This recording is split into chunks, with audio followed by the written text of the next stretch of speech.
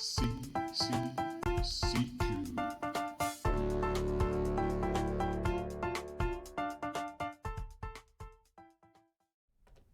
Hello and welcome back to CQ, the AWS Certification quiz show, where I'm here this week with Drew. Drew, why don't you tell us a little bit about what you do here at AWS? Hey MJ, well as it says, my name's Drew. I'm a solutions architect here at AWS. I've been here for 3 years. I've loved every moment of it, and during that time I've been able to work across customers in all segments of our business. So startups where they're really pioneering and innovative and pushing our services really hard, but small to medium businesses, and at the moment large enterprises. So the biggest companies in town. Wow, okay. Yeah. So what kind of things are you working on with your customers at the minute? Well, my customer in large enterprise at the moment has been using the cloud for many years now. So they've done the data center migration. They're very mature. They've done the hard work, and now they're doubling down on a thing called serverless. So leveraging serverless services, things like Lambda, DynamoDB, to get the most out of low operational effort, but also truly leveraging the elasticity of the cloud. So do you have a few certs that would help them along the way? You do? What are you on, Drew? So I've got all of the associate level certs. Nice. And I've done my SA Pro, and I've done 2 specialty certs. So oh wow! Yeah. You've got a box full of certs. Yeah. I haven't done the developer pro yet. Or that people keep telling me I need to do that one. But I've done security specialist and big data. He means DevOps. DevOps Pro. Sorry. Oops. Nice. Yeah. And speaking of which, we're actually going to do something a little bit different today and touch on one of the speciality exams. So we'll get to there in just a moment, Drew, but why don't you tell us where we're streaming from today? Where we're streaming from? We are streaming from Phillip Island at a MotoGP race. I love motorbikes. I have a motorbike. I've got 2 motorbikes. And yeah, it's a fun place to be. Every October, every February, I like to get down there for either World Supers or MotoGP. Hopefully things will go back to more normal I hope so. life soon, I right? hope so. I hope Awesome. so. Well, Drew, thank you so much for joining us today. My pleasure. How are you feeling about the Cert Quiz Show? I'm a little bit nervous. I hope I don't get anything First wrong. one, tackling our new exam, actually. We have 2 new exams in the portfolio, one being data analytics, which we're going to concentrate on today, and one being databases. Yes. So you did the previous one, big data, right? Correct. Yep. And they've split that up. So now we have separate data and analytics, from what I understand, and database. I think we'll touch mostly on data analytics today, but I think there may be one database-ish question in there. We shall Maybe. see. Yeah. Are you ready to jump into our questions today? I am. Well, this one looks pretty good. Databases, let's have a bit of a look, right? So, Drew, which data store can handle the following data types and access patterns? We have key values, low latency, and eventual consistency. I feel like we're starting a bit easy for you here, Drew. Look, I think all questions are created equally, but I would love to see you have a crack. What do you reckon? At this question? Yeah. Am I putting you on the spot? No.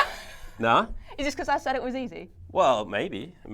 Yeah. Let's. All right. Come on, MJ, show us how it's you done. how it's done, Yes, Drew? yes. You haven't been on the show before. Please. Why not? Yeah. Let me give this Unreal. one Cool. a go. So the clue already looks like it's in the title, actually, with producer John naming it databases. So I think we have a bit of a clue already, which you would not get in your actual exam question. Exactly. So Yeah. a good thing to point out there. Yeah. So let's have a look.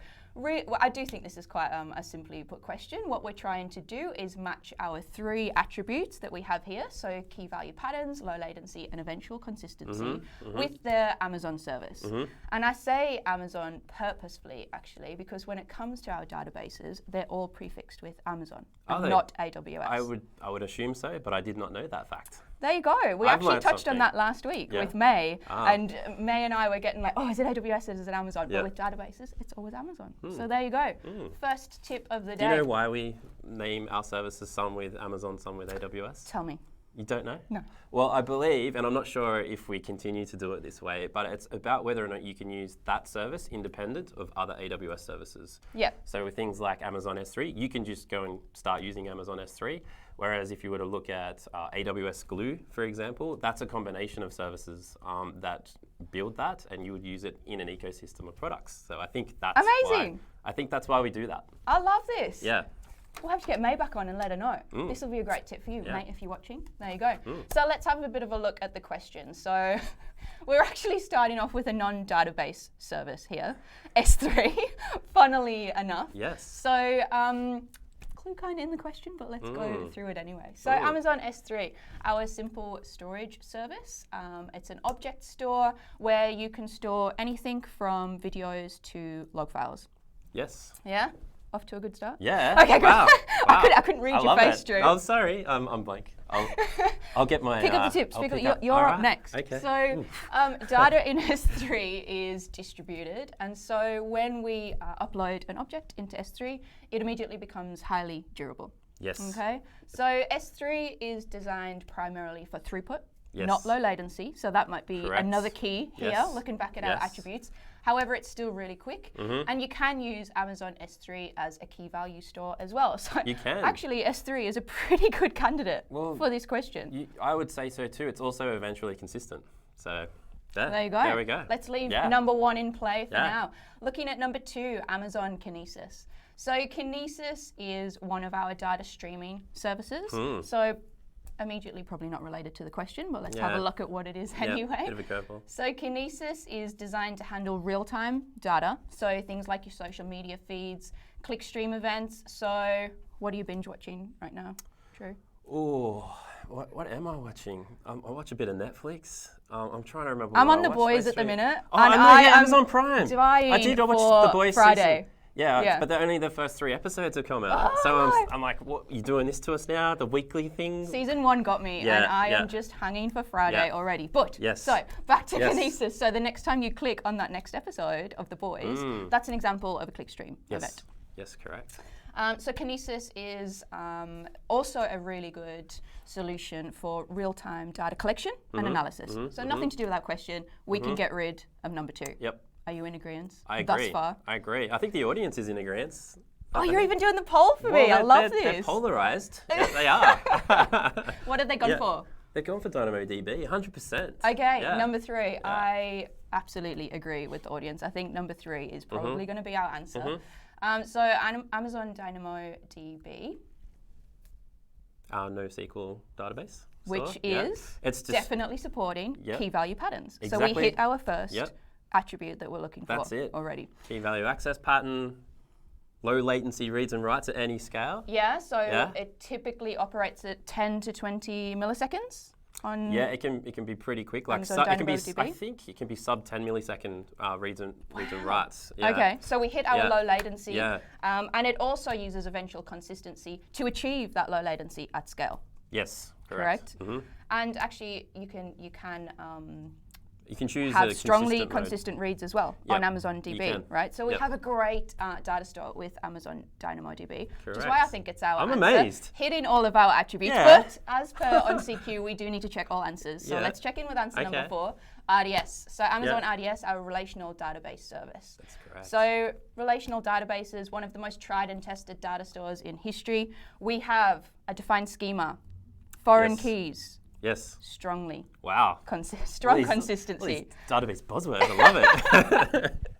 Yeah. But when it comes to, if we start to scale or cluster our relational database, it can become quite difficult to maintain and to manage. And that's where RDS comes in to help mitigate some of those risks. Yeah, DynamoDB or RDS we're talking about at the the minute. risks. Drew. Yes. So Yes. in this instance, it's not the attributes that we're looking for to the Correct. question. Yep. So we had a pretty good candidate with S3. I like that that was chucked in there. Yeah. And I can like see that. why it's put in there as Yeah. well. But in terms of matching our 3 attributes, I'm going to lock in DynamoDB, number 3, and go with our audience. I concur. Now, do you know how to reveal the answer though, Drew? Oh, there's a button.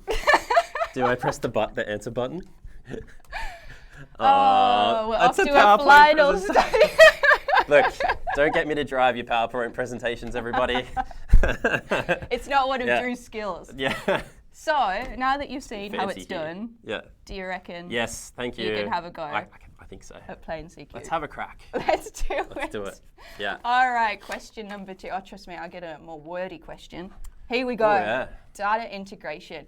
Drew, business owners are wanting secure and consistent ways of accessing and viewing their SaaS data from Salesforce and Zendesk in Amazon Redshift. How do you enable your team to do this quickly and at a low cost? Well, I think the key thing with this is SaaS data. And we're looking at Salesforce and Zendesk. So I'm looking at the answers here and I'm going, okay, what managed services do we have? Because we want to do this quickly. To help us connect into those sources. And so I'm zeroing in here and I'm looking at AppFlow. So AppFlow lets us connect to SaaS applications and so does EventBridge. So it's probably going to come down to, well, what do those two products do differently? Do we want to talk about the other ones really quickly? Absolutely. Yeah? You've got no answers coming through thus far. So let's go back to basics, pick apart the question, give some info to our audience, Drew. Awesome. Remember, this is the first time we're tackling this exam. So a lot of new concepts for our viewers here. Definitely. Every day, our data engineers, at work, when we want to, maybe we have a data lake or maybe we want to connect into our data warehouse data from a bespoke SaaS application. There's many products out there to help you do that, but also our data engineers can write custom connectors, but it can take a lot of time to do it, with a high level of reliability and through throughput that you're looking for. So that's definitely an option, but we're looking for quick and at low cost, and I don't think that falls into that bucket. Amazon Data Sync. So Amazon Data Sync is about moving data from on-premises and to the cloud, but more about your file stores. So if you have SMB or an NFS on-prem store that you want to sync into S3 or the equivalent file store in AWS, so that could be EFS, which supports the NFS style file store, or our managed FSx for Windows, which is your SMB destination. Data Sync's perfect for that, like bulk data transfer, optimized networking, backwards and forwards between the cloud and on-premises. A lot of new things here for the show. Okay, digesting. Am I talking too quickly? No? Yes. I am? Okay. For me, it may just be me. No, but this is good, a lot of information. Yeah. The next answer, AppFlow, is where the audience are going at the minute. Excellent. That's what I want to say because I am an AppFlow SME and I love the fact that our audience knows enough about the difference between EventBridge and AppFlow to pick that. Tell us the difference then. AppFlow is about data flows, so bulk data flows, and EventBridge is about event flows. So there's probably a little bit of everybody disagrees about what you differentiate between data and event flows, but just think bulk data loads versus small events in a near real-time fashion, which is what EventBridge would facilitate. So I would go with AppFlow 3 for this answer. Locking in number 3 is the official terminology. Yeah. Drew. Yes. 100% online. 2 in a row. 100%. Do I get to press the button on this one? Because I saw you do it before. That one? All right. If you so wish. 2 for 2. We're off to a flying start. And I just saw in our chat that May, our guest from last week, did indeed pass her first exam. So well done, May. Well done, May. Time to get back on. Although I don't know if you want to cover data after this. I'm already knackered after question 2. Let's move on to question number 3. Let's do it. Data exchange. Oh, wow. Whoa, okay, a lot to read and digest on this question, so you might have to help us. Well, Drew? I don't think we normally get the data exchange written in the heading of the question, do we? No, that's something that producer John and I like to do to help people along, to give them a subject that we're talking about. Okay, well, let's read the question, but maybe there's a hint there. I don't know. Let's do it. Yeah. All right, Drew, your business wants to monetize a cleansed data set that can be made discoverable by millions of potential customers. What may be an approach? Well, I'm thinking AWS Data Exchange. I haven't read the answers yet. I see what you did there. Yep. But let's have a glance through. I can see number 3 has the word data and exchange in it. Let's forget about that one then. Let's look at the rest and then we'll come back to 3. Let's read the others. There's a lot of words here. Let's break it down. So implement Amazon API Gateway to serve pre-signed URLs to Amazon Cognito authenticated users and use Amazon Elasticsearch service to index your data for discovery. So I guess, if I was going to set up something to enable access to bulk data to millions of people, S3 would definitely be a place that if you could give them that data securely, and pre-signed URLs might be a way. You could definitely leverage that as a platform. I can see Elasticsearch is used there to probably to help people search for your data. So that could be backing, if you've got a website and you've got a search bar, Elasticsearch could be backing that to help you discover the data. So of course, it sounds like a lot of work though. Sounds like a lot of work. Yeah. Should we try and find something a bit simpler? All right. Number 2. Present your AWS Glue catalog. Okay. There's a lot of things going on in this answer, Drew. Using Amazon API Gateway. Authenticate with Cognito. Okay, security. Make your S3 bucket public. Ooh. I don't like that. That's a dum-dum. Encrypt the data in S3 with KMS. Well, okay, that's cool. So even if your objects are public in S3, as long as you've encrypted them with KMS, no one has access to the KMS key. It probably doesn't have the decrypt grant, which means your data, even though it might be viewable, like you could see and list it, you wouldn't be able to download it. Okay, but again, you probably don't need to make it public in the first place. And then issue temporary KMS grants to third parties. So KMS grants is a way to give access to that key to decrypt the object from S3. Okay, and the Glue catalog. So AWS Glue catalog is a Hive compatible metastore for indexing and allowing this, making your data that's in S3 or in other databases searchable. So it gives you a virtual metastore, so a database and all the table structure and all the schema of those tables are all stored in Glue catalog. That could all really be important information that you would want in a solution like this. Okay. And then, but normally you only really expose Glue catalog to your internal customers, like your internal staff. Great tip. So I can see that they've tried to use API Gateway to make this publicly exposable. Probably would work technically. Again, would you do it for potentially millions of potential customers? Probably not. And it, again, sounds like a lot of work. It does. Number 3. Skip to 3. So list your catalog in a static S3 web page. Okay, so you get you can put HTML and CSS and your JavaScript on S3 and call it a web page, and many customers do for their static assets, and it's one of our serverless website architecture approaches. Yep. And then leverage an Amazon Lex chatbot, so you could have a little pop-up, I guess, on your website, and they could go, "Hey, do you want my data?" And and you could say yes, and here's my credit card details. Again, I don't know if people want to do that. And then manually issue access to the data. That sounds like, again, a lot of work. You know, I don't have people just monitoring this sort of thing. I just want it to be all automated, and that's where I think number 3 is popping out as an obvious choice here. So this would make number 3 the answer for the first 3 questions. Just something I noticed. Ooh. If we are right with this. Ooh. Interesting. Well, I don't make the rules. No, you don't. Yeah. Now tell us why it's number 3. So yeah, we have a service called AWS Data Exchange. Well, it starts with AWS, so it's leveraging the multiple services. Yeah. And it allows you to expose and make your data discoverable to millions of potential subscribers. And you can either allow that data to be issued freely. So if you, for example, had a COVID-19 data set that you wanted to publish, maybe we've done that. I think we have. That would be a mechanism to do that. Or if you wanted to monetize it, you could do that. And you can also create your own bespoke custom data subscription agreements. So hits everything in the question. Yeah, I think it's just a really simple choice there. I'm going with 3. Going with 3 again. We got 100%. Interesting. We did. Yeah, everyone agreeing with you. Okay. Maybe because you're the expert, and this is new to a lot of us, though, Drew. Let's not get ahead of ourselves. Well, number 3 it is. A lot of our services these days are really new to me. Yeah, that's true. We have so many new ones all the time. Yeah. 3 for 3, and they've all been answer number 3. Interesting. Should we move on to question number 4? Let's see if we can pick a different number. Hot and cold data discovery. What is hot and cold data discovery? Why don't we start there before we even get into the question? Yeah, hot and cold data. I don't know if anyone in the chat's got an idea, but I kind of see hot data as data that you need to access and act upon quickly. It might be near real-time data, it might be streaming data, and then you get warm data all the way through to cold data, where cold data at the other end of the spectrum is probably data you want to archive. Maybe you want to archive data away for many years for regulatory compliance reasons. Perfect. And then in the middle you might have, I don't know, medium data? I don't know what medium data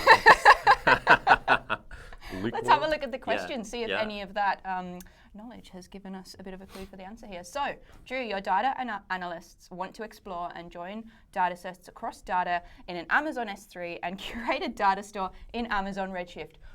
Whew, what's the simplest way to enable your data analysts? Okay, so... Is this a common scenario, Yes, Drew? yes. So, you know, a lot of companies now have data lakes. So they've got an S3-based storage system where they're able to separate the storage layer from the compute layer, which means their storage volumes can grow without having to add additional compute costs to that.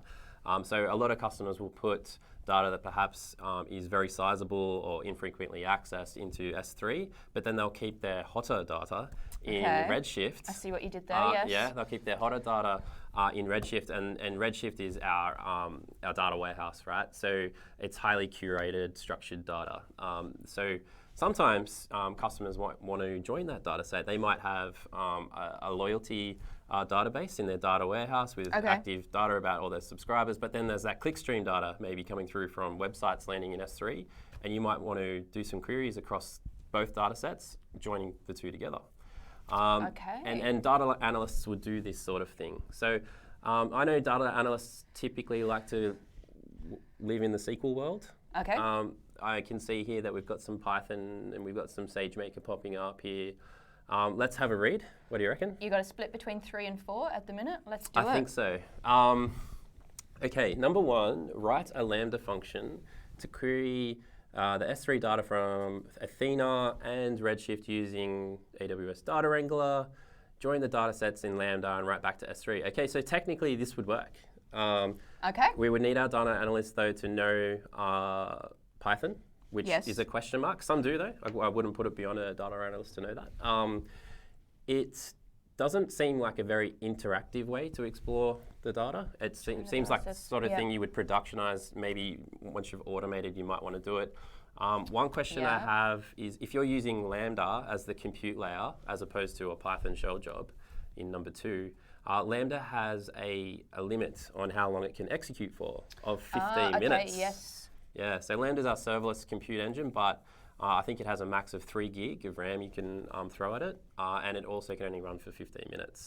And it hasn't said anything in here about how large the data set is, so I wouldn't know if this would fit all of the approaches. I like that, So there's a few reasons I don't know that would work. AWS Data Wrangler is pretty cool though. So if you haven't had a look at that, if you're dealing with AWS native services and the Pandas library and a bunch of other kind of common data science kind of functionality and capabilities, it's a framework, a runtime that packages all that together in a nice little module. You can upload it as they package Lambda layers for it. So a Lambda layer is a custom runtime that has all of those libraries pre-packaged. If you want to get data out of S3 and into Redshift or other common typical AWS destinations and sources, it really takes a lot of the heavy lifting away. We'll Check get it out.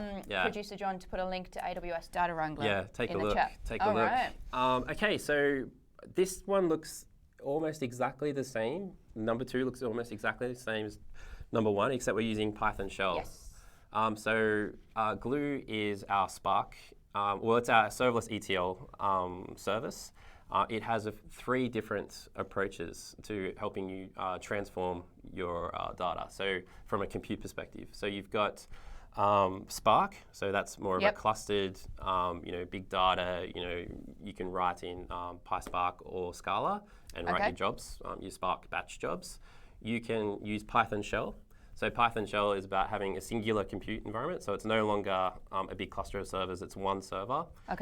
But the benefit of Python shell over Lambda is you can just run it indefinitely. Like if you have a really long job that needs to go for an hour, Python shell gets rid of the limit problem. Gets rid of that limit problem that we may have had before.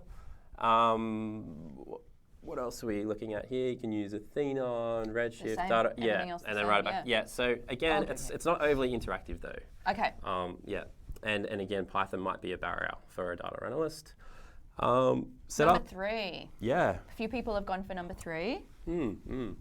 Set up an Amazon SageMaker Jupyter notebook. Okay, so that's an interactive notebook. Makes me think of data scientists though, rather than analysts. So you can put all your data scientist notes and hypotheses and embed your code in between. You can leverage all the familiar tools. That would work technically as well. I just don't know that would be the simplest way. Okay, yep. Yeah, I think, let's read number 4. Allow your data scientists. Well, the question said data analysts, so maybe this. Oh, a bit of a typo. Maybe this question's still in beta. I'm going to go with that should be analysts. Yes. Amazing. Yeah. Continue. Yeah. And we're going to use, allow your data scientists to connect to Redshift using analysts, yes. Connected to Redshift using a SQL client. Yep. Use Redshift Spectrum. We haven't spoken about that yet. No, today, we haven't. Have we? Okay. Can you give us a bit of a rundown? Yeah, so Redshift Spectrum is the way which allows Redshift to query data that's stored cold in S3 or warm in S3. Or is that your medium data? Maybe it's the medium one. So whereas a regular Redshift query will query the data that's warm and associated with the cluster, yep. You can also have Redshift, I don't know, I wouldn't use necessarily the word federate, but because we have Redshift federated queries as well, but you can use Redshift Spectrum to do an Athena-like query over S3. It's not the same technology, but it's a similar pricing mechanism. You pay only for what you use, and it really, you can have you can define in your Redshift cluster a thing called an external table, and you can have Redshift Spectrum leverage the Glue data catalog that we spoke about before, so it can see and it's aware of all of the virtual databases and tables and the schema, and then you can do joins across the data that's curated and in your Redshift cluster, but also what might be in your data lake. Sounding like a pretty good answer to me. I like that one. It's not number 3 though. I'm worried. No, it's number 4. Our first deviation. So are you saying we're locking in number 4? Lock it in. Lock it in, Eddie. Let's see. Whew. Number 4 it is. I love it. Sigh of relief. Yeah, yeah. I reckon we've got time for probably one more question if you're up for it, Drew. I'd love to. All right. Well, let's do it. Question number 5. Storage. Here we go. Drew, a company runs regular reports on large log files for up to 3 months after the logs are generated. These logs are then infrequently accessed, important, for up to a year with a mandatory 7-year retention policy. What is the most cost-effective way to achieve these requirements? Okay, well, I'm kind of applying that approach that we were talking about before, where I'm looking for keywords pop out in the question. There's lots of words here. I mean, you're an exam pro. How many did you have? I lost count. You should be able to give us these tips, right? Yeah, I'm generally not too bad with the timing of my exams either. Okay. Yeah, okay. Yeah, so I'd like to think, I either know the answer or I don't. That's probably a tip. What I do. Let's do. Yeah. What I do. Tip of the week. Ooh, pause for the cool unicorn fish looking thing. It's a narwhal. It's an owl, is it? Narwhal. A narwhal. Oh. Back to your tip of the week. Oh, you know what? I know my son. Hey, Hugh. He knows what a narwhal is. I know. You can show him this later, and you should be very upset with yourself. Tip of the week.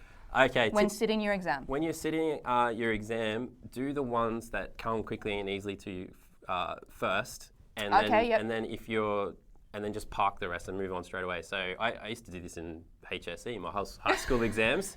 I would go, I really do know that answer, and that might only be 50%, right? I might only really know 50% of the questions up front. Do it, flag it. So in the exam tool, you can flag questions that you want to come back to. You get a pencil and a piece of paper, I write it down. And then I move on. And what I find is sometimes when you read the other questions, following that question that you've just been at, it has information in the question that you can use to answer questions further down the track. We haven't had that on the show before. I like that. Yeah. So if you don't know, if something's unfamiliar something might to trigger you along the way anyway. Yeah, because you might go, a question you might read, you might go, is that even a service? Is that even a thing? Or is someone just trying to trick me? That's true. Yeah. So distractor, we would call it. Yes, a distractor. All right, let's get back to this question then. What are you picking out as your important? Okay, so it wants. I'm saying the word infrequently accessed. There's a few people laughing at your unicorn fish comment in the chat. Back to it. We're going to run out of time. Sorry. Some funny people. They appreciate my humour. Yeah. Okay, so we're looking at mandatory 7-year retention. So that's not easy to achieve with a lot of services, but some are quite well built for that. And cost effective. So let's quickly have a look. Yes. Amazon Redshift SQL Revoke. No. That's about users and permissions to your Redshift table. That wouldn't tier the data. That would just enable. That would just prevent your users from accessing data that might be there. Okay. S3. This one looks like already good. Yeah, yeah. So we got S3 has various standards, and that have different cost models. So S3 standard is the normal one. Then we have S3 infrequent access, which is where we would move it to after 3 months. And then you can also store files in Glacier with a deny, delete, vault lock policy. So that would prevent anybody from accidentally deleting that data that you might have a compliance requirement to keep. Perfect.